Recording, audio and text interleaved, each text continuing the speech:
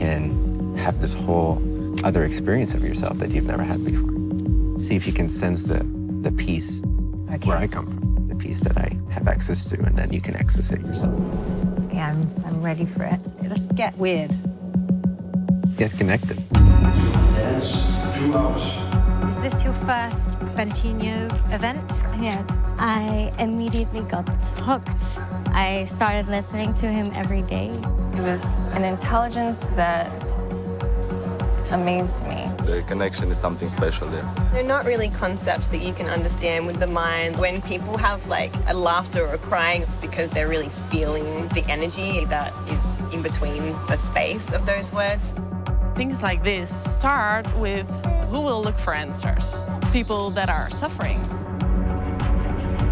The whole reason we even know about you guys is because the media trashed you, right? Oh, yeah. Why do you think they think you're a cult? From my perspective, it's like, let's talk. Like, if I'm in a cult, like, I'll admit that I'm in a cult. Like, that's okay. Let's just talk. What is it exactly? Like, because this is adding a ton of value to my life.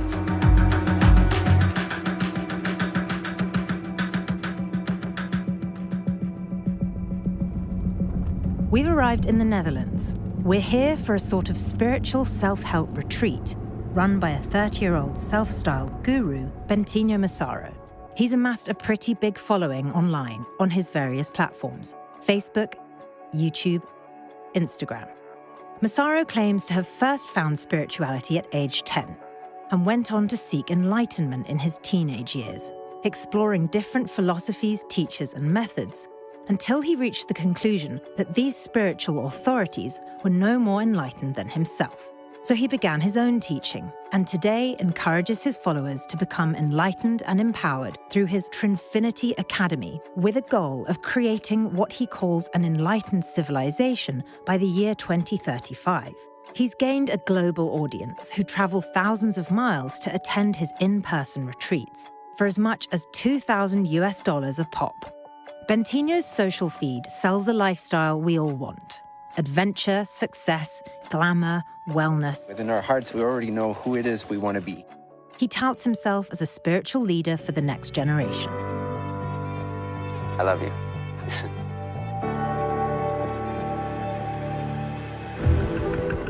But he's unlike other spiritual gurus.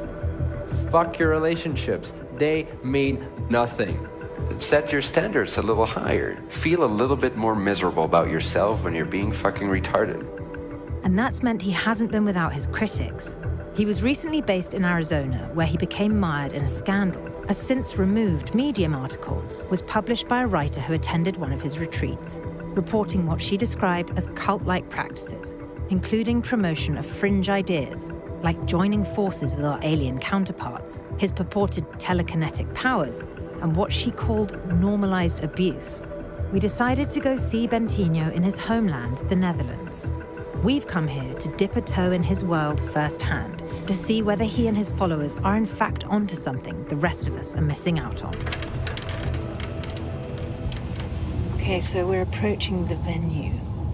It's a castle, and it's really nice. It's extremely pleasant here, I must say.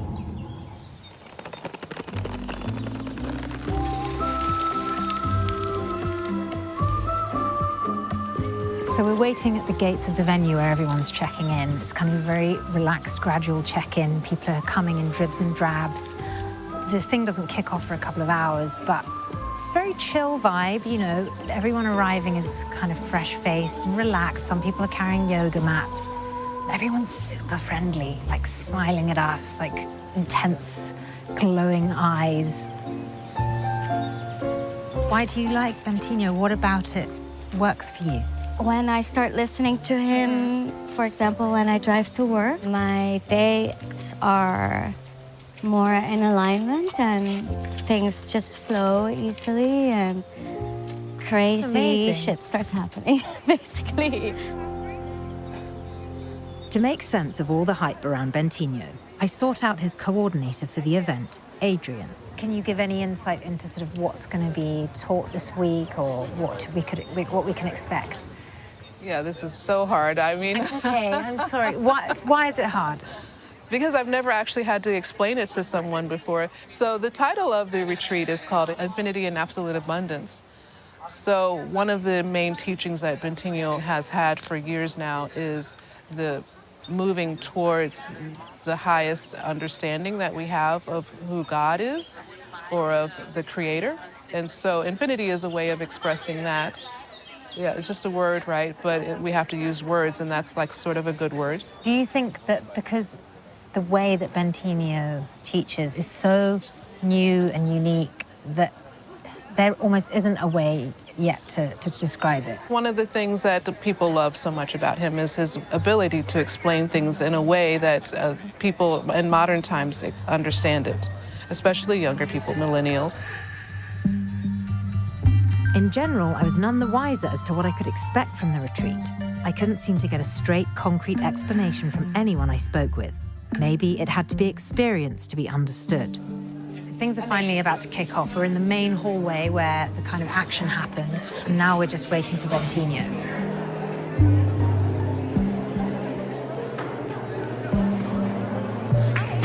How are you? So good. We hug. So you're having a meeting? Mm-hmm. Just a little team vibing, you know? And we're allowed to be there? Yeah, for sure. Can you give me any insight into like what I might hear or what kind of themes or topics or anything, or is it a surprise? Sure. Well, I will be laying out some of that tonight during the session, but right now I'll attend to this. Yeah. Because we also have to get... Yeah, do your thing. We don't want to hold you up. Sweet. All right, thank you. I finally met Bentinho himself. He came in flanked by his security guards, but just came straight up to me and was extremely personable, just seemed like a normal dude, not like a big, meaningful spiritual leader who commands loads of attention and lots of followers. I'm yet to see him like do his thing, but he was perfectly pleasant.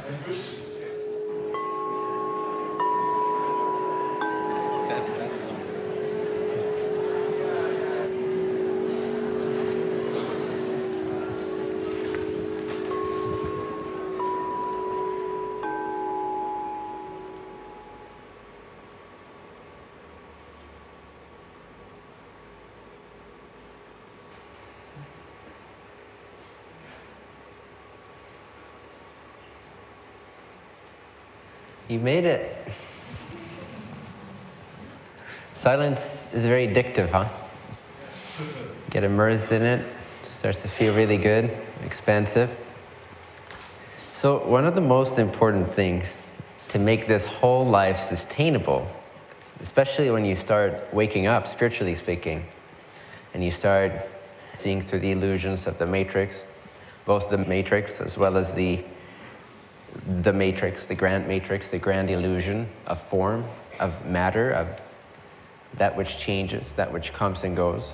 As Bentinho addressed the audience, I whipped out my phone and began frantically taking down as many notes as I could, because I was unfamiliar with much of the jargon and found him almost impossible to follow. Enlightenment or self-realization is the path retracing those steps, those man-made steps, until one finds experientially, instinctively, intuitively, meditatively, the source of one's being, which is transpersonal.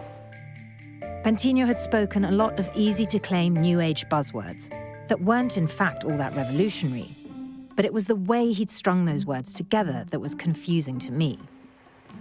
Those creatures that make up our body are second-density beings. They're creatures, cellular life forms. Try to find a rainbow and put it in a pot, you'll fail 9 out of 10 times. Does that make sense? I have to say, a lot of it went over my head. I didn't find it that accessible, so to me, I have a few questions about that. I felt like I was back in math class. The numbers looked familiar, but the equations didn't make sense to me. What then was new here? And if nothing new, what were we paying for? So with that in mind, I decided to try to seek some clarity direct from the source, while his bodyguard drove us across the... I can think of 500 people who would kill me for the chance to sit with you in a golf cart. If we sit here, we can continue dialogue. Yeah. Who knows what arises. How long have you had bodyguards? What's that like?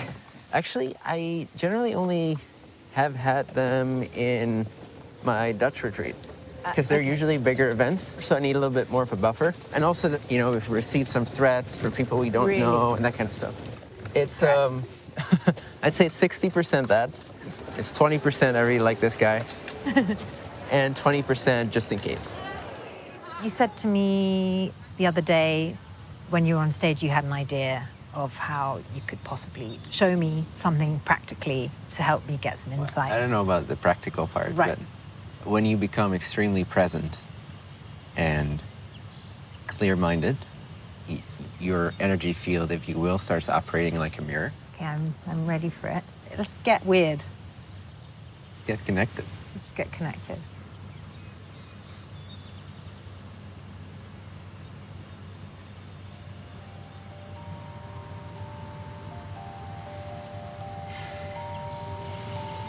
When we are silent, we get to see ourselves, every bit of it. The more silent you become, the more you see. The more you move, the more you navigate, the more you create stuff, the less you tend to see. Don't make it about any of the concepts. They're just tools to drop you in. If you can be with silence, go deeper and deeper into the silence, the stillness of being, it will teach you everything you need to know.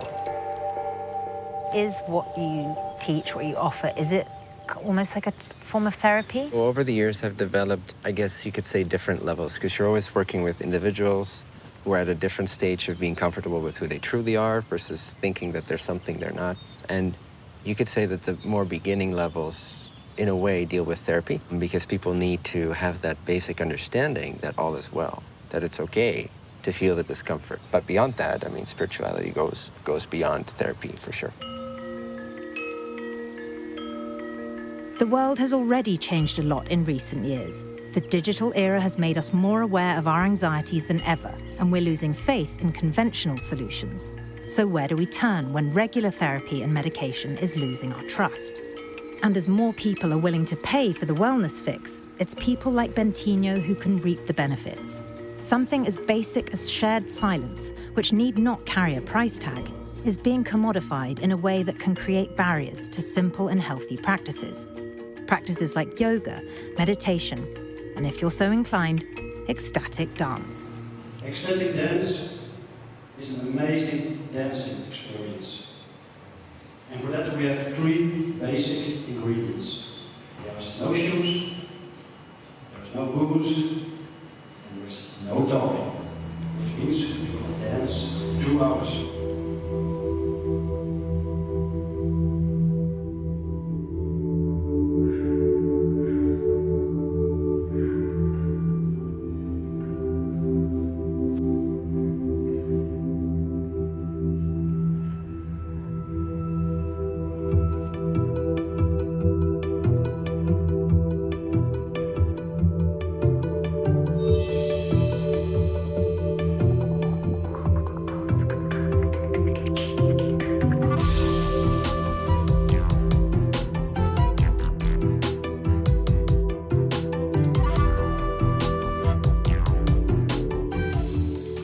Call me a bad sport, but sober, euphoric techno discos are not really my scene.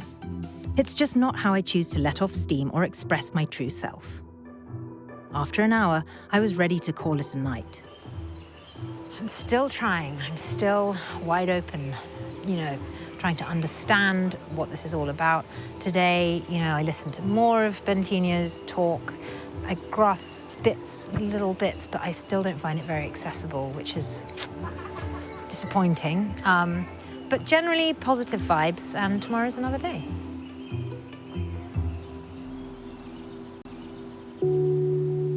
So we're on our way to breakfast, which every day is silent. So that's going to be pretty nice, I hope. Probably not that practical if you have kids or whatever, but I'm looking forward to it.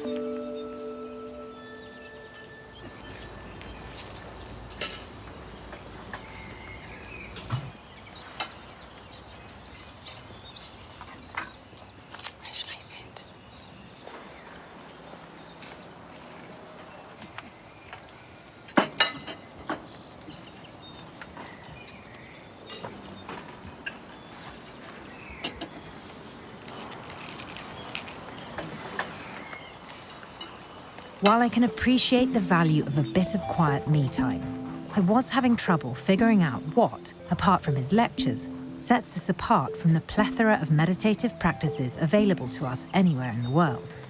Is this just a new take on a not-so-new thing? So there's a water fight happening to my right and a volleyball game to my left. Wow, what fun.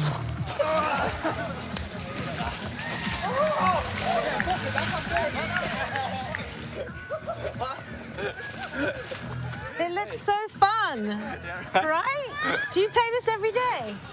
No. Whose idea was it? Some other volunteers. So They just said, let's fill some water balloons, and then we ran out there. It's like being a kid again, Yes, right. right?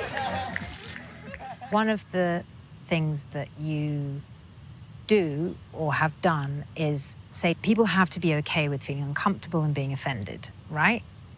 Oh, in general, in life, yeah. I Yeah. think that's a good thing to develop. Right, and yet you're saying this in 2018 when it seems like the next generation of young people, it's all easily offended. Have you thought about that? Definitely, and I run into that quite a bit because I am irreverent in my work. When appropriate or when I think like it gets the message across. My point of view on it is that everyone should throw their points of view away.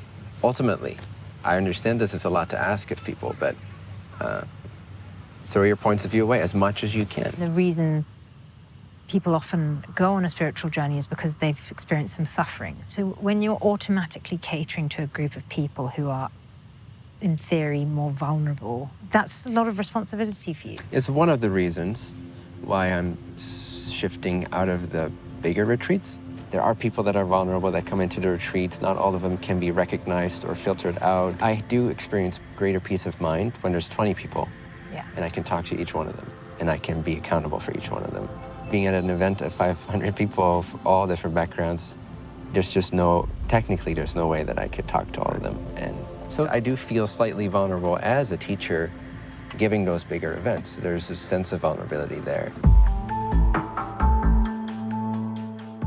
The scientific community is far from scientific, in my opinion. I'm scientific, but that's my opinion. And again, none of this is new. The Buddha talked about this, Jesus in more convoluted terms talked about this, and many teachers have spoken about this all over the world, in all ages of humanity. One day I was actually just kind of in my room, sitting there, and I just had this really strong urge to type in universe into YouTube. So I did. And Bentinho's Parallel Realities video came up, and I clicked on it, and I couldn't understand a word he was saying. I had no spiritual context. That makes me feel better. Yeah, I had no spiritual context, but I just had a feeling to just go deeper, just keep going. Was this something you were like doing on your own, or is it like you had a couple of friends who were also, because... No, it was just me. Yeah, it was a very, very strong desire to, because I knew, I was like, there must be a formula for happiness. We're supposed to be happy, so what is this? What is the guy like at home? Give us some insight. So, yeah, we like to go to the movies. Do you guys have like a favorite movie, TV show or something that you're like super into, or? No, but we do quite a bit of superhero movies. Yeah? Yeah. It's fun to immerse ourselves in that and experience how there's soft disclosure happening of things within the government, technologies perhaps that are not being shared with everyone, but they will share them in these amazing movies and plant the ideas in people's heads. So you think there are predictions happening in these like superhero movies? Well, not predictions, but I'm saying that you can see subtle hinting to a more magical type of existence. Should we move with this? We could sit under it. Did you know you can stop the rain? What? Try it. How? It's intended. It's not apart from your consciousness. Should we both try and stop the rain? Let's do it. Okay. I'm gonna just think. Just visualize a clear sky, for Okay. example, and the absence of Can I close my eyes? Mhm. Okay. Be absolutely confident that it has stopped raining in that reality. I think I'm a bit rusty. Despite our combined efforts, the rain prevailed. Not bad, not bad. It's trying to stop. Okay. 2035 is your stated goal on your website for upgraded civilization. Why 2035? That's my estimation of when we will have changed so much in all of our levels of our society that one could look back from that point onwards approximately and say we were a changed civilization by then and there was no going back. Are you okay with the fact that an awful lot of people are going to be less inclined to listen to what you have to say because you talk about extraterrestrial stuff? Yeah, it's a balance because there's a lot of people that come to my work through that avenue as well. So if I don't also help normalize that concept, then I'm leaving a portion of my job. And I don't feel afraid of it because I'm so confident that this will become clear, that even if people ridicule it now, which is totally fine, then they will see later on. Once someone in the media has labeled you a cult, it's really hard to ditch that label. How do you feel about being called a cult? We are a cult. We are a curious, understanding, loving tribe. I mean, in terms of the definition of cult as something problematic. I've never experienced cults. So after some of those other people painting that picture, I started doing a little bit more research, just learning about it. Like, why is this such a big deal to people? Why do they label it a cult so quickly? What do they even mean? When they label it a cult, it's because they haven't really experienced the benefits. They see it from the outside in, and it reminds them of things that they fear or are taught to fear. So yeah, I don't know how to answer that question. If you grow, you're going to have more and more fingers pointing at you, being like, this is elitist and, you know, it's exclusive. Is there a way that you can make it more accessible for more people? The whole idea is how to make it more accessible from the ground up. So the first 3 years of teaching, I did everything for free, completely donation-based. Then it was like, okay, if I want to make a big difference, then I need to have more means available to me to make that difference. People very quickly judge a high price ticket, but they don't understand, A, the cost involved, the cost of maintenance of a team, of people, of this message, and the energy required to output so much service to others.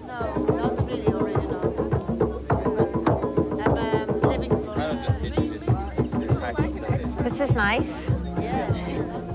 But you brought up a good point, which is people perceive that they can't do it, right? They're in a state where I'm in the office, I only have so much money to spend, I can't even go on vacation, I don't have the money to do this. And that's one of the most tugging things on my heart, so to speak. That's exactly what we teach, is how to vibrationally upgrade your consciousness and your understanding, and how you apply yourself to life to where you can attract those resources to do what you want to do. And you're not stuck. It is by choice that you're in that job. It's by choice that you have the life you have. And knowing that and doing some of the work, you can change it. At a moment in human history where things feel more dysfunctional than ever, it can be tempting to want to throw the whole world away and start over. The like-minded spiritual seekers I met here seem to thrive off the more obscure, intangible elements of Bentinho's teachings. With reality such a disappointment, the further away from it Bentinho goes, they seem ready to follow and pay for. But beyond the obvious benefits of a wellness retreat, are Bentinho's followers leaving with anything more than what they arrived with? Is this a wellness cure-all or a simple band-aid for a deeper issue that only serves to make reality a harder pill to swallow? With many of us still coveting the type of lifestyle seen on Bentinho's Instagram, I can understand the appeal of looking further and deeper for answers. But how far should we go? A largely white, well-to-do community that considers itself upgraded, a better version of the rest of us? While this all looks to me to be philosophical jargon dressed up for a millennial audience, there's no question that the people who attend these retreats say Bentinho is helping. They just fail to say exactly how or why. When I get back home and my friends ask me where I've just been, I'm going to struggle to find my words.